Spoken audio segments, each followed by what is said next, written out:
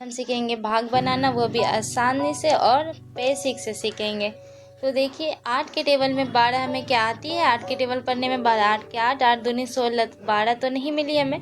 तो क्या करेंगे, इससे छोटा अंक ले लेंगे जो हमारा 8 है। कितने बार में है, एक बार में, तो एक यहाँ लिखेंगे, 8 हम 12 के नीचे लिखेंगे और घटा का चिन्ह देकर इसे घटा देंगे।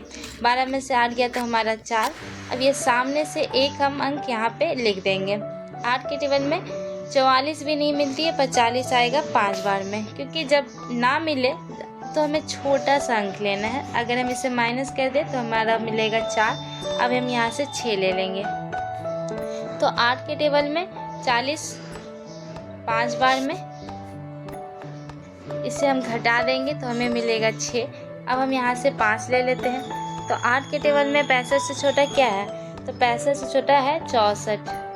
8 बार में 64, घटा देंगे हमें 1 मिलेगा, फिर हम यहाँ 6 ले लेंगे। तो 16 हमारा कितने बार में आ जाएगा, 2 बार में 16 आ जाएगा हमारा। तो ये जो 0 बच गया तो ये 0 हम यहाँ पे लिख देंगे, ठीक है। और ये 0 हमारा बाद में कहाँ चले जाएगा, जब भी यहाँ लास्ट में 0 बचती तो वो यहाँ पे चले जाता है, ठीक है। तो इसे हम बोलते हैं भाजक। ये हमारा हो गया भाज्य,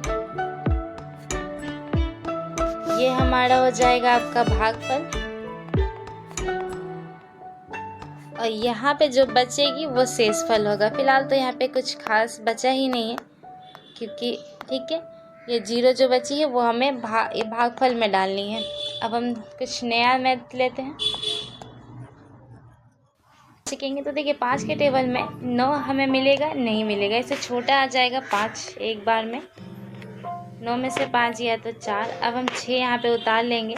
तो 9 के टेबल में 46 से छोटा होता है 45, 9 बार में आ जाएगा 45। अब हम 1 उतार लेंगे, ये हमारा आ जाएगा 15।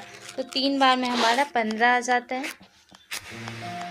ठीक है। ये हमारा भागफल है, ये हमारा भाजक, ये हमारा भाज्य और ये हमारा शेषफल जो 0 है, ठीक है। हमारा नेक्स्ट मैथ है दशमलव, ठीक है। दशमलव का हम इस्तेमाल कैसे करेंगे, तो पहले देखिए 6 के टेबल में एक बार में आ जाएगा 6 और ये 6 हम उतार लेंगे तो हमारे 2 बार में आ जाएगा 12। अब हम इसे घटा लेंगे तो 4 और ये जो 0 है, अब इस 0 को यहाँ पे उतार लेंगे।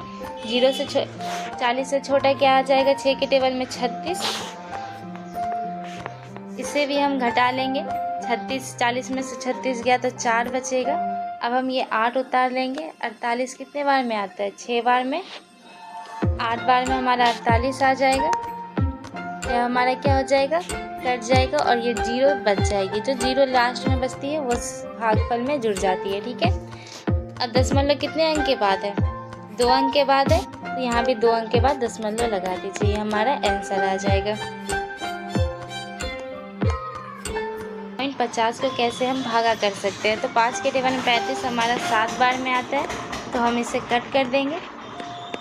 और हमारा क्या है, यहाँ पॉइंट है तो ये पॉइंट यहाँ लगा देंगे। अब हम 5 उतार लेंगे, एक बार में हमारा क्या आ जाएगा 5, ये भी कट जाएगा। जो 0 बच रही है, जो भी लास्ट में बचती है शेषफल वो 0, तो वो 0 यहाँ पे आ जाएगी। 1 2 बचेगा, मानिए 1 है 2 है तब नहीं आएगी यहाँ पे, ठीक है। जब 0 होगा तभी आएगा। तो ये हमारा आंसर है 7।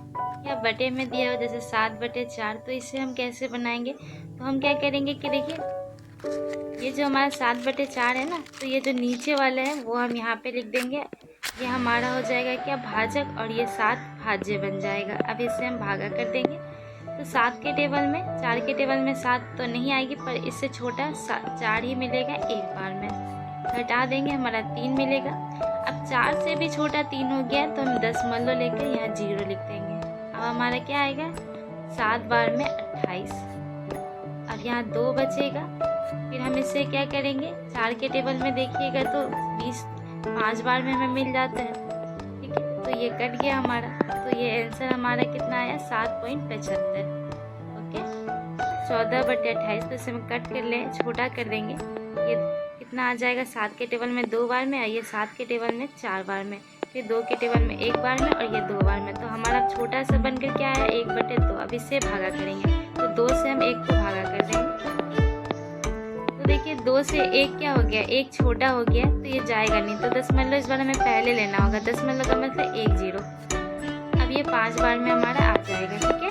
तो हमारा आंसर कितना आ गया, 0.5। शॉर्टकट है एकदम, ठीक है। इसी तरह अभी हम 14 28 को भागा करते तो बहुत ज़्यादा लंबा जाता, तो हम ये आसानी से हम कर सकते हैं, काट छाट के छोटा कर देंगे फिर भागा करेंगे।